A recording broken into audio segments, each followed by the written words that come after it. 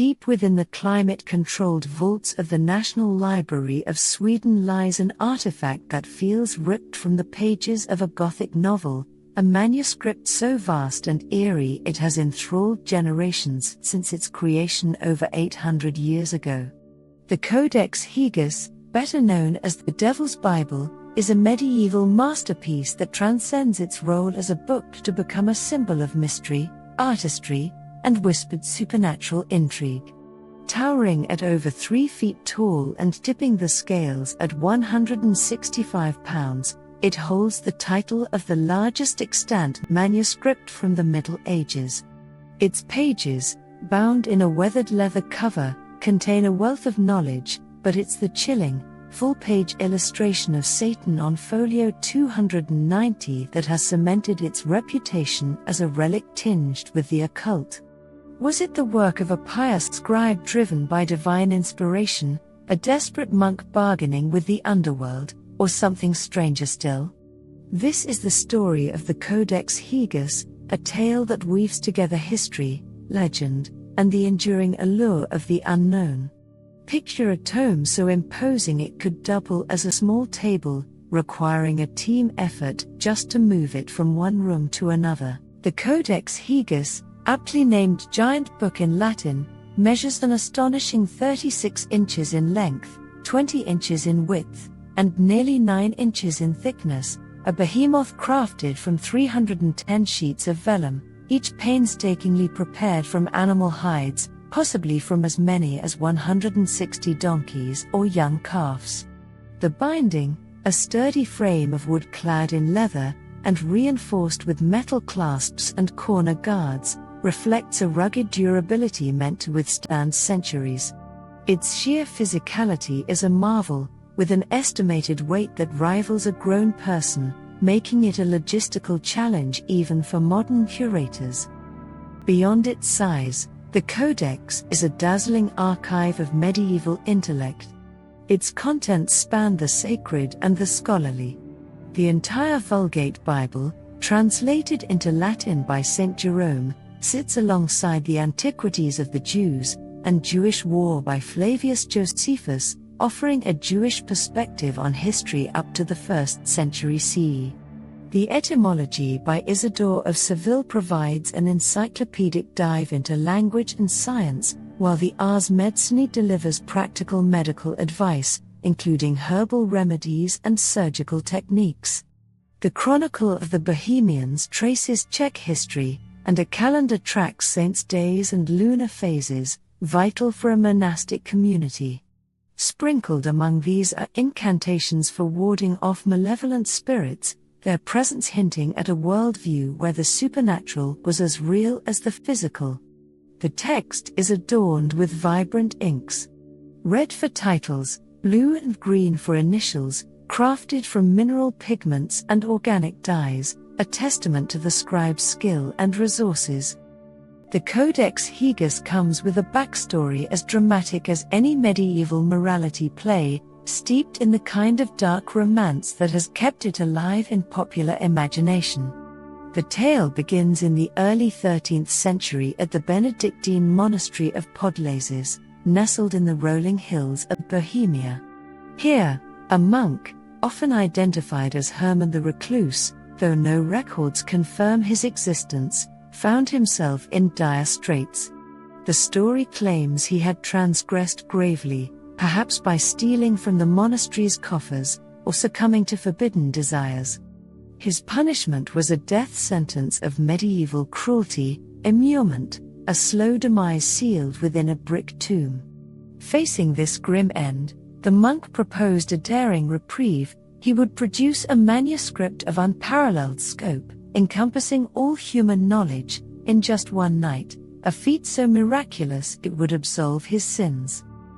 As midnight loomed and his quill faltered, the monk's desperation grew. Legend says he abandoned prayer for a darker plea, summoning Lucifer himself. The devil, ever eager for a soul, agreed to finish the work, dictating the text and sketching his own likeness as a signature of their pact. By sunrise, the codex stood complete, Its pages a testament to an unholy alliance, or so the story goes. While this makes for gripping folklore, experts point to the manuscript's uniform script and style as evidence of a single scribe's decades-long labor, possibly interrupted by illness or war. The legend may have roots in the monastery's need to explain the Codex's grandeur, or to deter thieves with tales of its cursed origins. Turn to folio 290 recto, and you're met with an image that stops you cold, a towering, horned devil, rendered with a boldness rare in medieval art. Nearly 20 inches high, he squats with a menacing grace, his green skin clashing with a fiery red mane of hair, and twin tongues darting from his mouth like serpents. His clawed hands gesture upward. His loincloth, white with red, comma-like spots resembling ermine fur, lends him an air of twisted nobility, a dark parody of a king. This isn't the diminutive imp of other manuscripts. This Satan commands the page solo, his presence stark against the blank vellum, as if daring the reader to look away. Opposite him, on folio 289 verso, lies the heavenly city, a radiant vision of towers and gates in blue, red, and gold, symbolizing divine order and eternal peace. This deliberate pairing suggests a theological message, the earthly struggle between damnation and redemption, laid bare for contemplation. Yet the devil's page stands out for its audacity. Why give him such prominence in a Christian text? Some theorize it reflects the scribe's fascination with demonology, a field studied by medieval scholars to understand evil's nature. Others note the Codex's missing pages, originally 320, now 310, speculating they held forbidden content, like a detailed confession, or a lost apocalyptic prophecy, removed by later owners wary of their power. The Codex Gigas didn't rest quietly in its birthplace. By 1295, financial woes forced the Podlasis monks to pawn it to the Cistercian monastery at Sedlitz, only for it to return to Benedictine hands at Brevnov. It later settled in Bromov, where it caught the attention of Holy Roman Emperor Rudolf II in 1594. A Habsburg ruler obsessed with alchemy and the esoteric, Rudolf housed it in Prague's imperial library, alongside astrolabes and grimoires. There it stayed until 1648, when Swedish forces, victorious in the 30 Years' War, plundered Prague and hauled the Codex to Stockholm as war booty, a trophy of their triumph over the Catholic Empire. Its Swedish tenure wasn't without drama. In 1697, a blaze engulfed the royal palace, and Codex narrowly escaped destruction. Some say it was tossed from a burning tower, crashing onto the cobblestones and splitting its spine, though others argue it was carefully evacuated. A 19th-century restoration added new leather to its cover, and by 1878, it found sanctuary in the National Library of Sweden. During World War II, it was hidden in a secret vault to protect it from bombings, a precaution that preserved it for posterity. Each leg of its journey reflects the turmoil of its times, from monastic decline to imperial ambition and modern preservation. The Codex Gigas remains an enduring riddle, its pages a canvas for both fact and fantasy. Scientific analysis reveals a single hand behind its script, with ink derived from insect galls and iron salts, applied with quills over an estimated 25 years, a feat of discipline that rivals the legend's supernatural flair. The devil's portrait, painted with pigments like malachite and vermilion, may have been a personal meditation by the scribe, perhaps a Bohemian monk trained in both theology and illumination, reflecting a culture where demons were as studied as saints. The missing folios tantalize researchers though.